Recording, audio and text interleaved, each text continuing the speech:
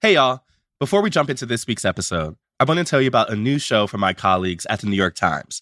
It's called Matter of Opinion, and it's hosted by 4 columnists over on the opinion side: Ross Douthat, Michelle Cottle, Lydia Polgreen, and Carlos Lozada. They take on one big topic in the news every week. But similar to our show, they don't just talk about the incremental stuff. They ask big questions, like, is there a crisis of masculinity in America? Or this week, what should we do about aging politicians? The conversations are smart, nuanced, and funny. Matter of Opinion. New episodes every Thursday, wherever you get your podcasts. Okay, on to the run-up.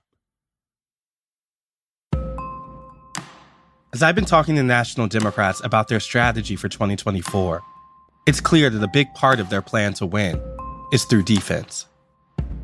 To watch what Republicans do and run on the promise that they are not that. They don't see that strategy as a weakness. They see it as a strength.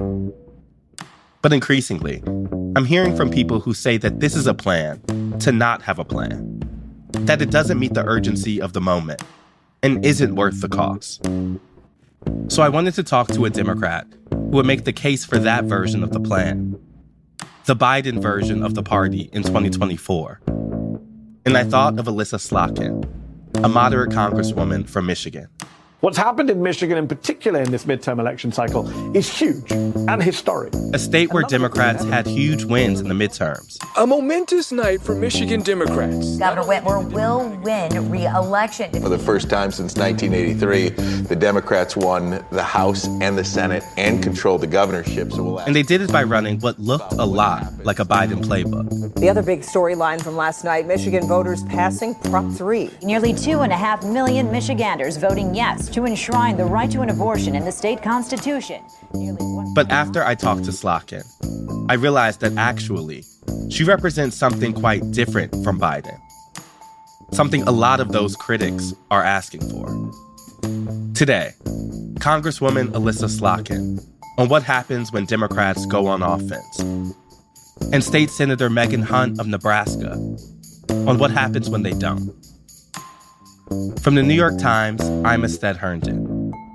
This is The Run-Up. Congresswoman, can you hear me? Can you hear me? I can. Thank you so much for taking some time out. I'm sorry I'm a little late. I had a mic problem. No problem. You know, it happens. How's your day going? It's going good. I mean, in this place, we live day by day. And people aren't like losing their minds and doing performance art in front of the cameras. I consider that a good day. So far, so good. In a lot of ways, Elissa Slotkin's bio and her story of how she came to power makes her a very strong foil for Republicans. So I'm a, third generation Michigander, and my entire family was in the meat business. We had a meat company, and our specialty was hot dogs. So we did. This is a really, as a fellow Midwesterner, I'm already into it. I love a good hot dog. There's always people at every single Michigan event I do who, like, the hot dog line is an applause line. Like, they're so excited that we're in the hot dog business. But we did all the meat for Nathan's hot dogs for the first 50 years. And then we got the first contract at Tiger Stadium for hot dogs in the 50s because we figured out a hot dog that wouldn't shrivel in 3 hours of steam. And it became a favorite in Detroit, and that became the Ballpark Frank. So that was our sort of signature hot dog until we sold the company when I was a little girl. But my parents were not really political. I mean, growing up, very typical Michigan. My dad was a lifelong Republican, my mom a lifelong Democrat. But, in Michigan, that wasn't uncommon. Look, they got divorced, but it wasn't over politics. And so she's a born and raised Midwesterner with ties to a hot dog dynasty. And she also tells a powerful story about why she got into politics. One of the 2 big formative moments of my professional life was 9/11. Mm-hmm. I was on my second day of grad school in New York City at Columbia when 9/11 happened. And by the time the smoke cleared, I knew I was going to go into national security as a career. So I had come into Columbia looking to be one day the head of a big international development organization. But I switched and I went into security policy. I went into hard security and got recruited right out of Colombia into the CIA. So it was definitely a change, that's for sure. You mentioned that as your kind of first political formative moment. What was the other one? When Donald Trump was elected president. For the first time, as someone who had worked on preventing threats to the United States, I saw the threat as inside the country. In a weird way, it was deeply connected to my life and national security, because the threat to my country was the internal polarization that was going on and that was being used as a strategy by President Trump to divide us and split us apart. And in a multiracial, multi-ethnic country, that is a threat. So Slotkin entered Congress as a moderate Democrat from Michigan. At the same time, more progressive voices of the resistance movement were also entering the scene, which was something she had to navigate. Well, and look, it's not like Fox News doesn't just, use that constantly, right? And take what one Democrat says about, defunding the police and saying that that's what everyone in the Democratic Party believes, even though that's demonstrably false. So I think certainly whether it's reporters, constituents, the little guy who tracks me, who's paid by the Republican Party, who follows me around with his camera and tries to get me, mad, they're all using talking points based on what, a number of folks on the further left have said. So you have to answer like a normal human being. I don't believe in defunding the police. In fact, I need more social workers. I need more training. I need more resources. I need to hire more good people into my police forces. You just have to constantly answer for that. And you, frankly, also end up spending money, right, on TV ads that make clear that there's a difference between that point of view and your point of view. But I also have this really amazing Michigan miracle story to serve as a counterexample for the country. Mm-hmm. Michigan shellacked the Republican Party this past election. And we didn't do it with extreme rhetoric. We did it by being serious, pragmatic elected officials who spoke to people's pocketbooks and their kids. And we did not let them paint us all with the same brush. And they tried, right? They use all kinds of crazy culture war things, these fabricated, threats to our kids, that kind of thing. But the voter saw through that and voted for the most practical, normal person in each line of the ballot. And we have the numbers to prove it. Yeah, I wanted to ask about last year because it does seem like Michigan Democrats had a big breakthrough, not only in governor and down ballot, but as you said, the ability to respond to the Republicans trying to flatten the differences between Democrats across the country. What has the party learned that it makes them maybe better at responding to that in 2022 than they might have been in 2018 or 2020? I can speak for Michigan, and I think Michigan serves as a really important example in a few ways. When Roe was overturned, frankly, when the leak of the Roe decision came out, so May, a year ago, Michigan Democrats have plans. We don't just sort of have activism, we have concrete plans. And we had a ballot initiative already ready to go so that the morning that, Roe decision was leaked, we started getting what would ultimately be 800,000 signatures in 8 weeks for a ballot initiative. That's nearly 1 out of every 10 Michiganders. So we had a plan. We motivated and used activism and energy to get all those signatures. We got it on the ballot. And then we talked about it in ways that appealed not just to the Twitter sphere, but to a whole broad group of people so that we passed this ballot initiative and codified Roe in our state. So I think Democrats in Michigan and the lessons we've learned since 2016 certainly are like good intentions are fine. Having a plan, better. So that's what we're living in Michigan, and I'm particularly proud of. I mean, I think that's a really interesting point because part of what we've been doing kind of in this journey towards the 2024 election is really asking folks, both activism and kind of party insiders, is there a plan, particularly when we talk to Democrats, for the ways that Republicans are going to seek to paint them and seek to target them? I mean, the way you talk about this model in Michigan is really specific, and it's really been proven out, particularly through the last election. Do you think that the National Democratic Party, I'm thinking of Joe Biden down, has been similar in terms of being proactive with this plan to combat the ways Republicans plan to characterize them looking ahead? Well, I think even the way you're asking the question is your answer, right? We are constantly playing defense and we need to play offense.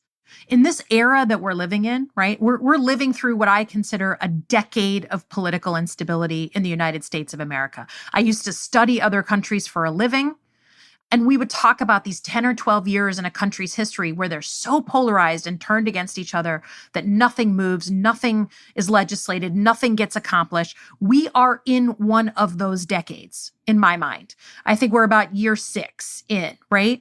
But in that decade, we need to do a much better job of playing offense on protecting our rights and our democracy. How does that happen? To me, it's about leadership at the top, pulling the right people to the table and getting a coordinated message. And to me, I think about it on the issue of choice, right? So Michigan, we had our plan. We talked about that.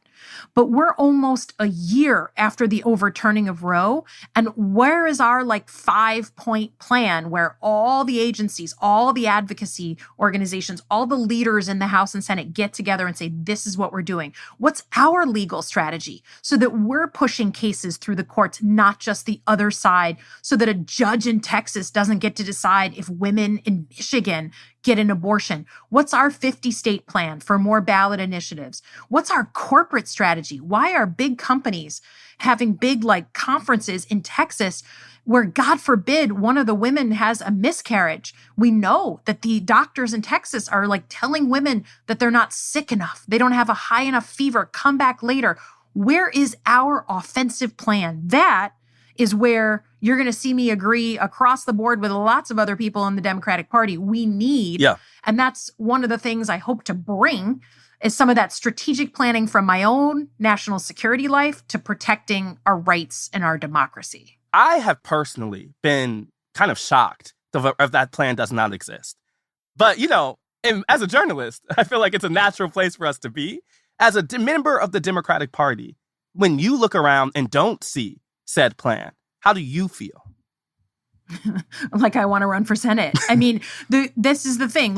If we weren't in this decade of political instability in our country, if we weren't so at risk, if we weren't under threat, then I would be off doing other things, right? But this is, to me, where I can do my piece.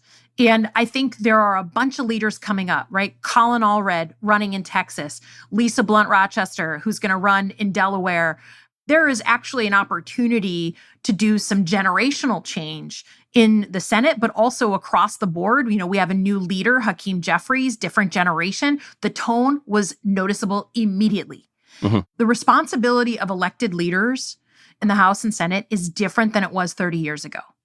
And I think you're going to see a lot of leaders in the next couple of years, pushing the envelope and pushing on that idea that the idea is just to kind of quietly maintain the status quo. Yeah. And to do business as usual. It just doesn't work for the moment we live in right now. And is that because Republicans have been on offense? What is the reason that does not work for this moment? Because from where I sit, there has been more than a decade of Republicans using the courts, perverting political structures, thinking of things like gerrymandering in state legislatures to really lock in a sense of power. It's some of the things we've tried to document on this podcast.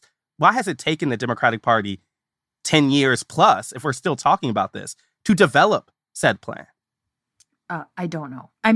There's if you ask members of Congress who were in the House in 2018 when my class got elected, it's kind of a joke because I embarrassed myself by walking around Congress those first couple of months and being like, hi, I'm new here. What's the plan? Yeah. Right? What legislation are we doing first? What's the order? What's the strategic play? How do we message it? My Pentagon background was pushing me to understand the strategic plan. And I went around all these leaders. And then finally, someone teed me up to ask our senior most leaders in front of 100 members of Congress. And we just talked past each other. There's a difference between a tactical plan to get one bill done versus the strategic plan. What are we trying to do to protect our rights and our democracy? And I think it's, again, I can't answer you for why it hasn't happened in the past. I just know it can't continue in the future. I hear you. In some ways, I also hear a kind of vision of where the Democratic Party should go that's really embodied by the kind of new generation of leadership, by people who have kind of stepped up to say, we want to become the leaders that create said type of plans. You mentioned Colin Allred, you mentioned Lisa Blunt Rochester, and yourself, who has made the announcement to try to run for Senate in Michigan 2024 as one of those leaders. But I also hear Joe Biden as a figure who has represented the kind of Democratic Party's typical response to these plans, a desire for compromise and unity. How has Joe Biden's version of the Democratic Party met those moments? Are you getting from the top the type of response that you think is necessary? Because he doesn't seem to fit in that said new blood need. Well, look, I mean, there's a time when you've got to push and play offense. And there's a time like last week when we have a debt ceiling, cliff looming where you've just got to buckle down, negotiate something and save your country from a recession. Look, I have said for a long time in the House, the Senate, and the White House, we just need a new generation across the board to run for office, to start to take over. Mm-hmm. And I think I feel that from the public, mm-hmm. right? But Joe Biden is the sitting president of the United States. He is running again, and as the sitting president, I support him. He's done things that have been important in my state. I can show you dirt being moved, new factories being built because of his policies. But that doesn't mean I don't, in general, want my country to have that new cadre of leadership coming up. And that's what I'm focused on. I hear that. But if you're talking about a moment of urgency, a 10-year kind of question of political instability, it does seem as if the same type of new blood you think is necessary in House and Senate would seem also necessary in White House. How is 4 more years of Joe Biden in line with the type of urgency of political need that you're saying is necessary? Well, like I said, he's the sitting president. So, it's very normal in our system for the sitting president to run for a second term. Mm-hmm. And, you can have any kind of debate you want about other folks. He's running, and I support the sitting president running again. But that doesn't obviate the responsibility for House and Senate leaders, for others to also do their part. We could be doing a lot more to push the agenda. And you can also push the White House. Mm-hmm. That is what I do on lots of issues, lots of times. Mm-hmm. What do you think are the key differences between the type of Michigan miracle going on the offensive version of the Democratic Party you're describing and the Joe Biden version of the Democratic Party? Are they strategic differences, or are they different issues that one is prioritizing over another? I don't think they're different issues. I mean, making more things in America and making sure people can get into and stay into the middle class. Those are issues that we talk about a lot in Michigan, and also Joe Biden talks about a lot. So I think that the priorities of the Michigan Democrats are the same or very similar to the president, but sometimes execution is different. And in Michigan, we just 6 years ago today, we were Republican up and down the ticket, and a Republican Supreme Court, Republican congressional delegation, and we just voted for Trump. So we looked into the brink, and then we acted and did something about it. And messaging is good, action is better. Mm-hmm. We've talked to kind of Democrats and state legislators who are dealing with a real sense of powerlessness, a feeling like they cannot stop the Republican attacks that are coming down, and also feeling like Republicans are dictating the terms of debate, specifically on issues that they think are more favorable to them. Things like a culture war, or specifically the idea of targeting trans children. I know that is something that Republicans have also tried to use against you in a swing district. How do you, as a Democrat, deal with the type of issues that Republicans are forcing onto the table? And how do you think the Democratic Party should be responding to them? So this is, again, it comes down, at least maybe we're all prisoners to our background. Mm-hmm. And so I see this offense and defense split, right? A lot of these culture war things are created by one side, perpetrated by one side, and then the Democrats just play into it and just sit on our heels and just play defense. So let's take the issue of an issue that's really close to my heart, which is gun violence, right? In our communities and in our schools. I unfortunately became the first Congresswoman in America to represent 2 school shootings, Oxford High School and Michigan State University. And gun violence in our communities and schools is the #1 killer of children in our country. It's like an American disease, right? So we come out of COVID, and there is this concept in American society right now of just parental rage, right? There is a lot of anger from parents that has just really bubbled up since COVID or from COVID, and I don't pretend to understand every detail of it, but that parental rage has been successfully vectored on these culture war threats instead of the things that are literally killing our children. And what I'm interested in is not just playing defense on culture war stuff, which of course we always have to do, but pushing back and playing offense and saying, while you're busy caring about banning books, children are being slaughtered in their sanctuaries, right? I'm having to give PTSD talks to 14-year-olds, the same talk I got when I got back from 3 tours in Iraq. So I want to take the fight that way, instead of just sort of waiting to receive their next round of culture war attacks and playing defense. And that to me is the difference. So for instance, I'm working with superintendents in my district, my K through 12 schools, to do what I think needs to be done to bring that issue home of gun violence to people's hearts. Most adults, my age, certainly, and older, have never done an active shooter drill. But every one of our children has done an active shooter drill. So I'm working with the superintendents on having a parent-teacher night where the parents go through an active shooter drill. It's a drill, but they get to experience what their children experience when they go through these drills. They get to experience the guidance like telling an 8-year-old to go run, hide, fight. I mean, that is insane. And so that's what we're trying to do, is stop just playing defense, play offense, and focus on the threats that are truly harming our children. I hear you make that argument really clearly on gun violence, but is it different on an issue like trans healthcare or protecting trans children when it's less defined publicly?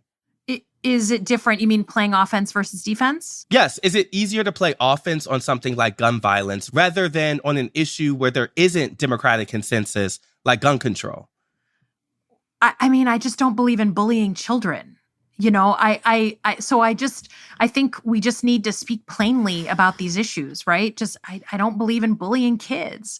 So I have no problem saying that. I mean, look, in Michigan, we're the state where Mallory McMorrow, a state legislator, very powerfully pushed back on some really horrible culture war threats. And so I don't think it is as crazy as people think to push back on things if you just boil it down to like human beings talking to human beings, whether it's security or culture. Mm-hmm. Is the Democratic Party as comfortable pushing back on this quote unquote culture war stuff as maybe you are? Because it does not feel like as if there's a cohesive or, to your point, kind of strategic plan, even on things like this. Yeah, you're not gonna hear me arguing that there's a strategic plan.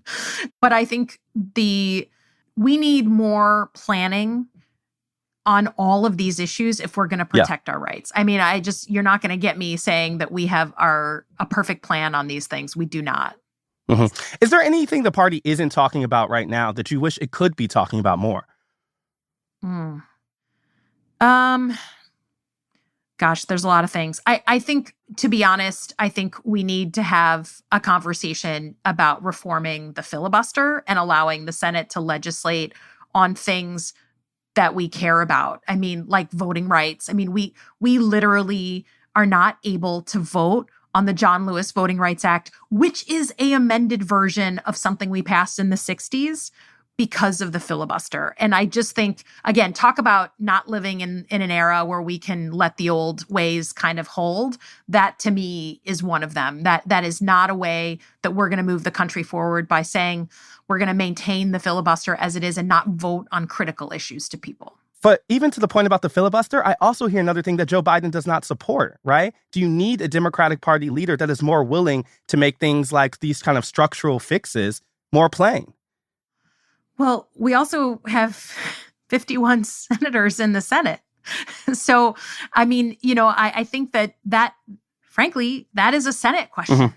They don't need the White House to tell them what to do or not to do on that issue. So this is what I mean by we need more leaders across the board to take ownership and making sure that the country doesn't kind of languish in this polarized era that we're in, and we have a way to get out of it. Mm-hmm. How do you speak to the kind of urgency of the political instability you're talking about and deal with the structural realities of what's possible? Well, again, I mean, I'm sorry to keep using Michigan as the example, but it's just where I've come up in elected politics. Let's take the issue of gun violence in the state of Michigan, right?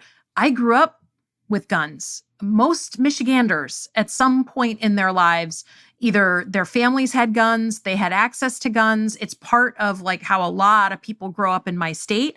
A lot of people who are very serious about their Second Amendment rights. It was always considered this issue you couldn't touch in Michigan.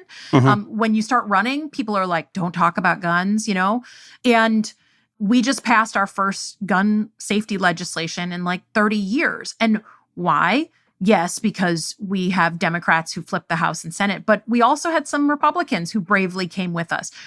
And because I've seen that in recent memory and because of the great work of the Michigan legislature, I feel like that's possible, even in a world where the structural hurdles are significant. That when you get to the public and you get to their hearts, they will move on issues. It just takes doing that instead of just railing, frankly, on Twitter.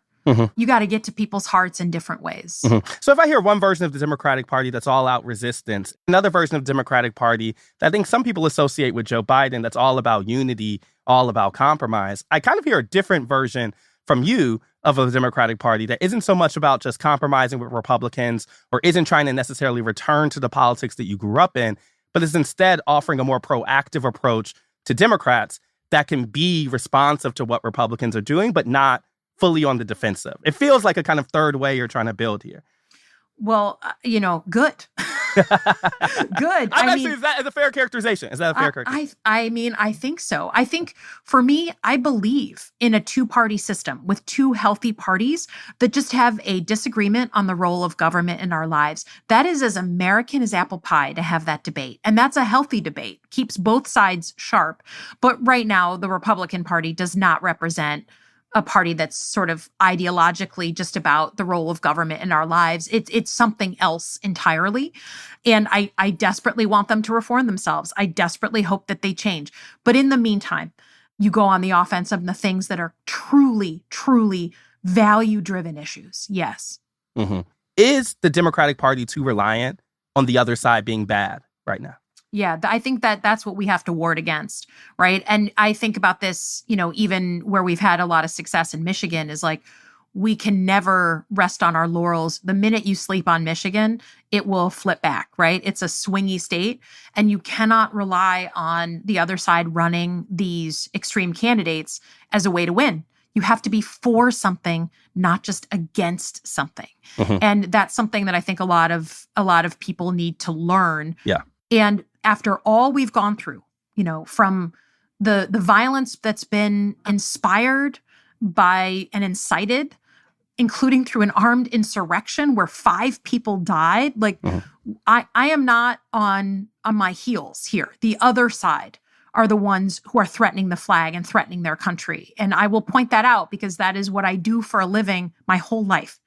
And so I don't accept that we have to constantly play on their turf. They should be playing on our turf. Thank you so much, Congresswoman. I really appreciate your time. Of course. Thank you. Thank you.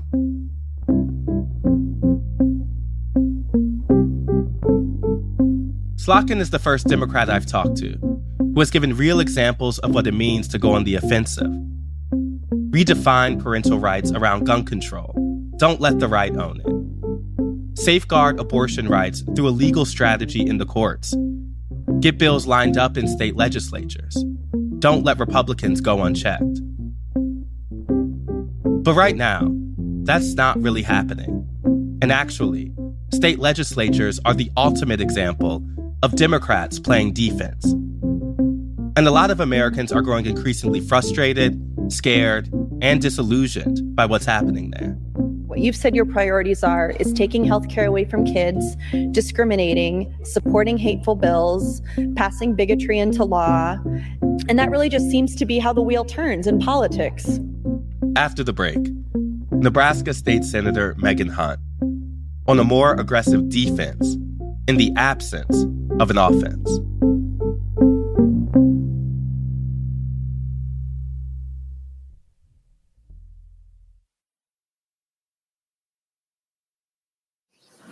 So with that, we will start with today's hearing, and it is LB 574, and we will welcome up Senator House to open.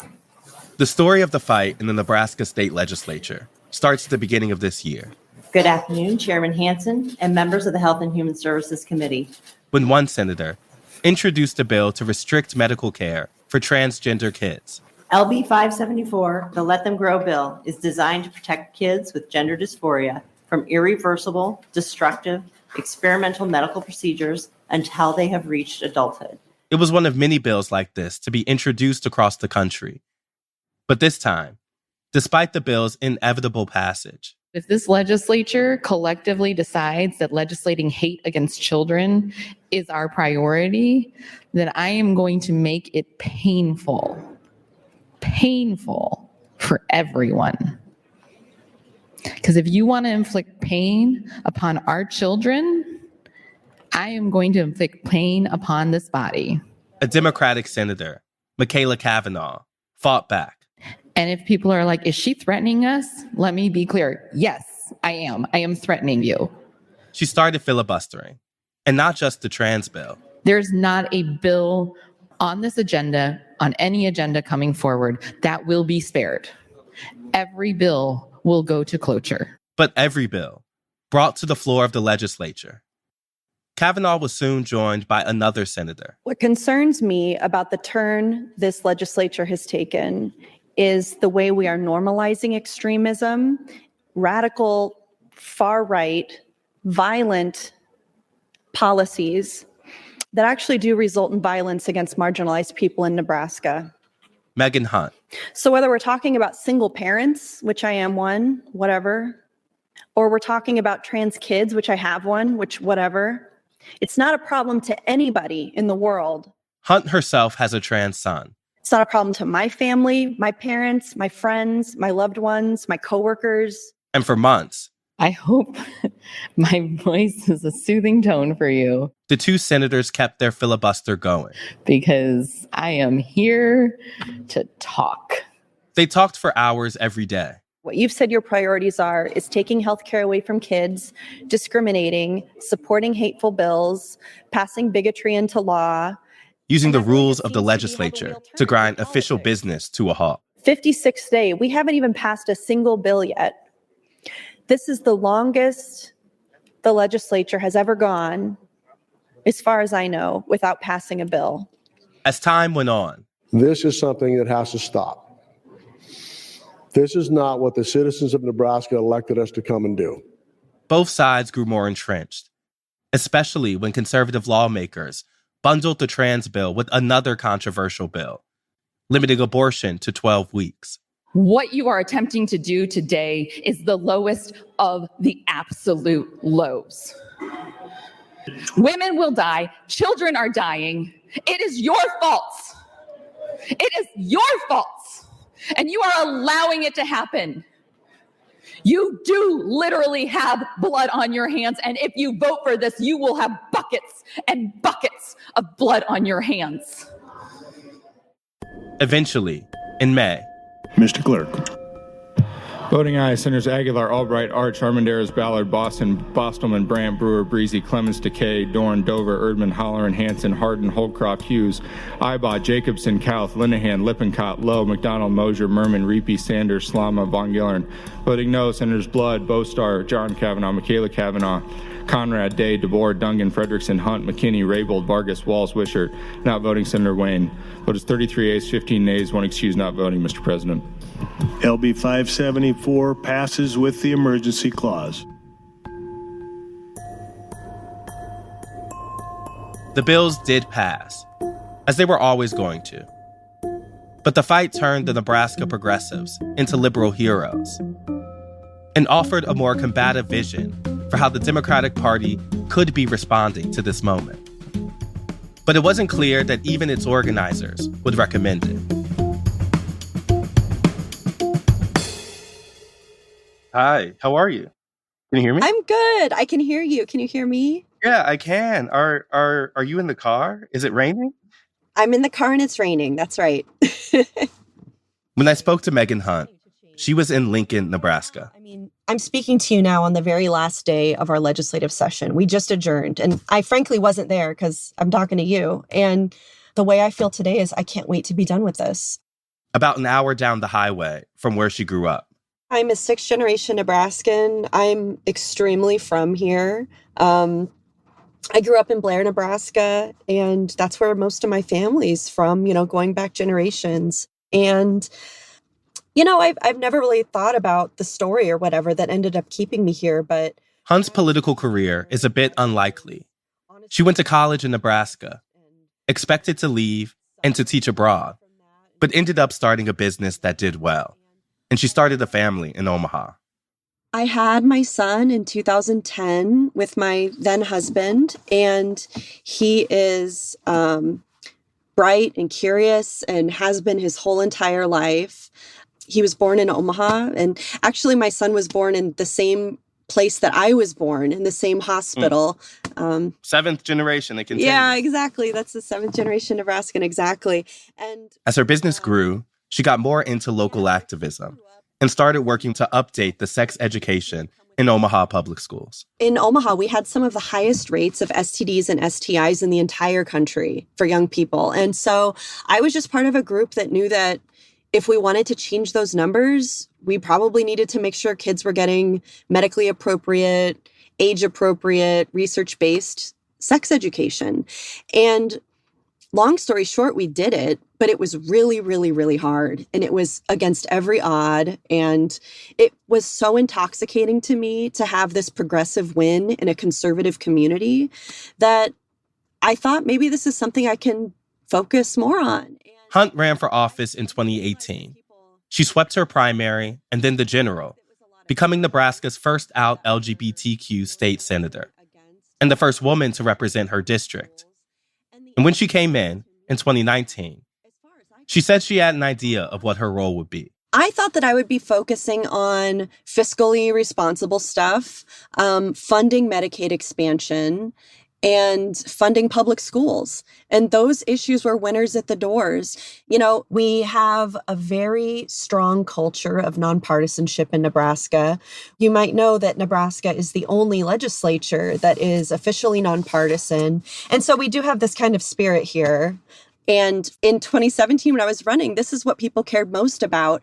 Even conservatives, even Republicans. But it's so wild how far we've strayed from that in terms of what I think people have to campaign on now in order to get elected. Over the last few years, a bunch of new representatives have joined the legislature, several appointed by the conservative former governor, Pete Ricketts. I'm not saying I'm a saint or I'm the best ever, but I ran for office because of a problem. Most of my newest colleagues, they aren't like that at all. They're in office because somebody asked them to be. And I feel like my colleagues are learning how to be politicians by watching TV, by watching Congress. I mean, in the state legislature, they come in, they don't have any respect or knowledge of the institution, and they start playing senator, like little kids play house, and they are acting like they think a politician acts. And so when the most recent legislative session began in January, there was a far-right majority. A woman who was politically appointed. She was appointed by Governor Ricketts. She introduces a slew of anti-trans bills. The same suspects introduce a slew of anti-abortion bills. And when it started to become clear that this anti-trans healthcare bill that came through the legislature was going to be a priority for a significant number of senators, my colleague, Senator Michaela Cavanaugh, made the decision to start filibustering every single bill that came up this year on the floor. And she did. And I didn't join her right away. I wasn't quite there with her yet because I still had faith in traditional means of negotiation and relationship building and communication. I thought we could still kill those bills the old-fashioned way with just diplomacy. And, she was bringing down the sledgehammer and I was still in the back rooms trying to deal with people. And as soon as it became clear to me that there was no way out, that they were dead set on passing this, I joined her in the filibuster and we ended up talking for hundreds and hundreds of hours this session. What changed your mind? Was there a moment or a day or something that happened that caused you to join her in the filibuster? I really reached a breaking point because my colleagues know my family. The Nebraska legislature is also the smallest legislature in the country. We only have 49 members. And because of that, we're all really able to know each other. And I've traveled with my colleagues. They've come over to my house. They've babysat my kid before. And they know that my son is trans.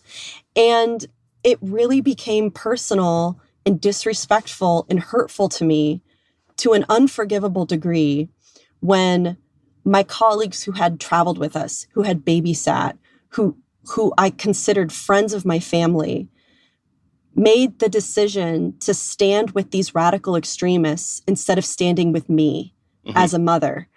And that's when I said to them, I said, don't say hi to me in the hallway. Don't send me a Christmas card. I don't know you. We're not friends. We are coworkers. Like, our relationship is over. And I'm just asking you to care about my son and care about me as a mother the way you know me to be personally, and not the way you are hearing your party repeat this kind of hostile, toxic rhetoric on TV. Like, that's not what this is. You guys know me. And that was the breaking point for me, where I was just like, yeah, you know, the world is bigger than the Nebraska legislature. Life is more than this. You guys seriously don't matter. You're just literally bad people. And we're not going to have a relationship. It sounds like it became personal, and that shifted your willingness to go further politically. Yes. And you were having these conversations with your colleagues. What were they like? What were they saying when you told them, don't send me a Christmas card anymore? They believed me. I mean, a couple folks, you know, they would say hi to me. They would ask me how my day was. And I would just say, don't talk to me. And after one vote, one of my colleagues came up and tried to give me a hug. And I pushed him away, like I karate chopped his chest, like I pushed him away. And I just go, are you changing your vote? And he kept interrupting me and trying to talk. And I said, until you're changing your vote, I don't want to fucking hear from you. Like, you don't have anything to say to me. And I mean, is this good politics? No, I don't think so. I think that I've probably sacrificed a little bit of efficacy just by not being willing to roll over and say, okay, yeah, you're voting against my rights as a parent. You're voting against the human rights of trans people, but I'll still deal with you. I'll still have drinks with you. I'll still talk to you. And I reached a point where it's just like, no, this isn't because of some deeply held, sincerely held belief you have.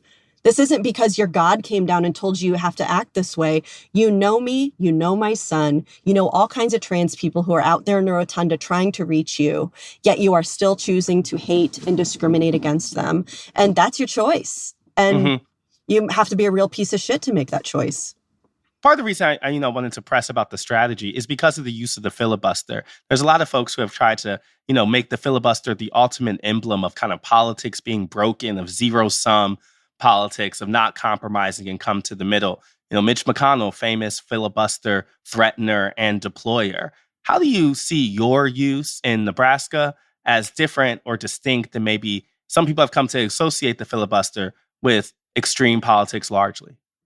Well, what I think people don't understand is that in Nebraska, our filibuster's real. In Nebraska, to filibuster, you have to stand up and keep talking.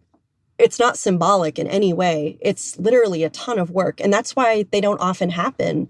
And that's why they aren't used by either side very frequently, because it's very, very exhausting. And typically you would maybe filibuster one bill or one type of issue and be exhausted. What Senator Kavanaugh and I have been doing this session is filibustering every single bill that's up every single day, talking about the bill, about the subject matter, not sitting down, keeping the clock going. And that's difficult. And that's also not necessarily something that other lawmakers can do in their legislatures according to their rules. The way our rules work in Nebraska, this is a tool in the toolbox to protect the minority that has never been used to this extreme degree because it's hard, because it's exhausting. How did the filibuster end? Two things happened. One, the bills we were filibustering passed at the end. So, I mean, what's done is done and we can't change that. And then second, we were filibustering every bill still after the bills passed, but we ended up making a deal with the speaker for some criminal justice reform. So the deal was we sit down and stop talking, and then we get these few things done on criminal justice reform that some of our other colleagues really, really wanted. So it was kind of a for the good of the team type of thing. How did it feel for it to end? Anticlimactic. I mean, I don't know. Anticlimactic. Maybe it's because the fight doesn't feel over and there's no closure. And I know we're going to do the same thing next year. And I know that between now and the next session, we're just going to be preparing for that again. I mean, last year at this time, I was preparing for a session of productivity. I introduced like 29 bills. I had all these things I wanted to get done. I was meeting and speaking with and socializing with my conservative colleagues. We were getting along great. And, the rest of this year and the rest of my time in the legislature, it's never going to be like that again. You're sure of that? Yeah. You mentioned expecting that these fights become annual, that you all might have to deploy that tactic again come next year because of more Republican legislation.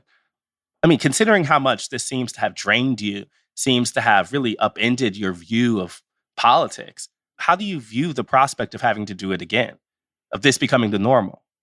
I can do it. I can do this again next year if I need to. I think the goal, the most important thing, is to make passing these hateful, discriminatory, bigoted bills painful. Even at the end of the day, if they get their way and the bill passes, I want them to hurt so bad. I want them to regret ever running for office. I want their businesses to suffer. I want their personal lives to suffer.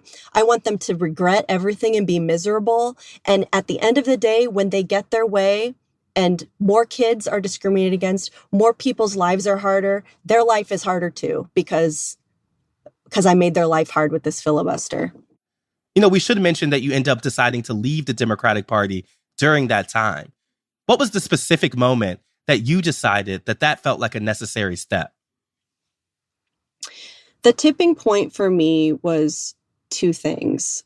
One was when the National Party started promoting and fundraising off of work we have done in the Nebraska legislature when they have never, ever, ever, ever invested in us as candidates. So we have scrapped and fought and won against a lot of odds in a system that funds Republicans with a blank check for whatever they need, but it abandons progressives, and then they want to share credit for it.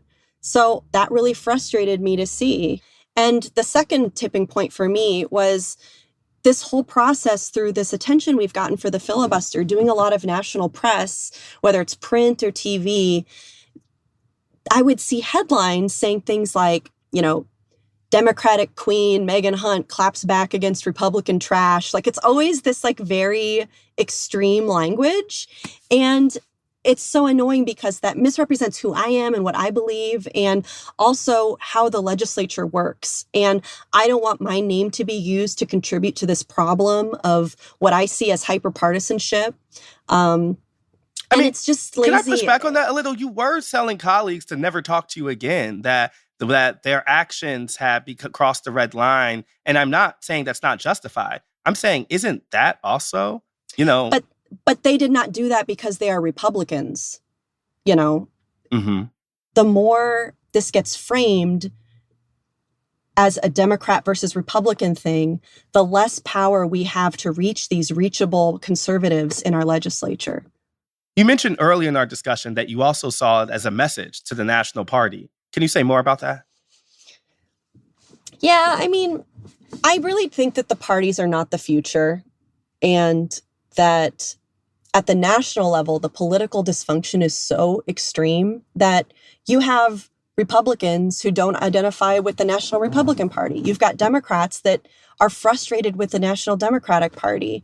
And I think that it's important that the Democratic Party invest in red states and candidates who are fighting, who have demonstrated, like me and my colleagues in Nebraska what we're willing to sacrifice to do the right thing, that not everything is a political calculus. Not everything is a trade-off to make some political deal to win something. Sometimes you just have to put your nose down and fight. And I wish I saw more people in the Democratic Party doing that. Mm-hmm. There are always going to be lots of different kinds of people who are comfortable with different strategies. I'm comfortable with conflict, so I'm comfortable saying fuck you to these people. But I do think that we need more Democrats and more leftists and more progressives who are willing to just say no. Like, I'm not going to stoop to your level and debate somebody's humanity and existence. I'm not going to agree that that's even a legitimate topic to start at. Mm-hmm. And, you know, we have to kind of stop normalizing at the national level that an abortion ban is even, that there's even two sides to that. Like, this is not rational or realistic, and we cannot debase our political power by conceding that there's two sides to a view like that. Mm-hmm. Mm-hmm. I guess, what does then that form of resistance politics look like when you have a Republican Party who has a hold on power, who is continuing to push on these issues, and you have a Democratic Party that doesn't fully all agree on those issues? How then are you supposed to develop such a clear-eyed resistance to the other side when it's a party where there's not uniform agreement among Democrats? I don't know. I mean, I left the party because I was sick of people not fighting. I was sick of people conceding and saying, you know, as the goalpost moves farther and farther right, so does the Democratic Party. And we say, you know, we're not meeting in the middle anymore. We're meeting in the center right. And I don't understand if there's something. I'm not a strategist. I'm not like a political genius or something. I don't know if there's a reason for that in terms of like building power or something. But for all the power that the Democratic Party has built, what have we gained? Like, Roe versus Wade was fucking overturned. We are backsliding into something that we are going to be in over our heads to come out of. And I would like to see a Democratic Party draw that bright line and use more forceful means to say, this is a boundary. No, not sure, let's debate it, but just no. Well, if we were to use you all's actions in Nebraska as the counterpoint to that kind of conceding, tell me about the filibuster. Was it successful? I don't know. I think so. I think so for the reasons I just said. What does it... Of course, those bills passed. Yeah. So fuck my life, but I don't know.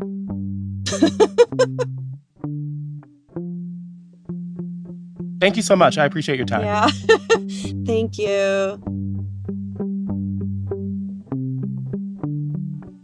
In Hunt's view, and the view of many Democrats who are critical of the National Party, there's a real human cost to embracing a strategy that's defense first, because it allows Republicans to keep going. Every Democrat recognizes that challenge.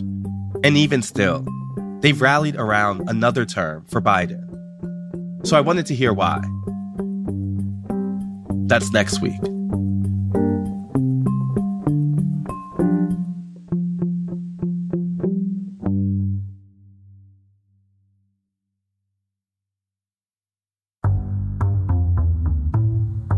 The Run-Up is reported by me, Ested Herndon, and produced by Elisa Gutierrez, Caitlin O'Keefe, and Anna Foley. It's edited by Franny Kartoff and Lisa Tobin, with original music by Dan Powell, Marian Lozano, and Alicia Itub. It was mixed by Afim Shapiro and fact-checked by Caitlin Love. Special thanks to Paula Schumann, Sam Dolnick, Larissa Anderson, David Halfinger, Mahima Chablani, Desiree Ibaqua, Renan Borelli, Jeffrey Miranda, Sophia Landman, and Maddie Masiello. If you like the show and want to get updates on the latest episodes, follow our feed wherever you get your podcasts. Thanks for listening, y'all.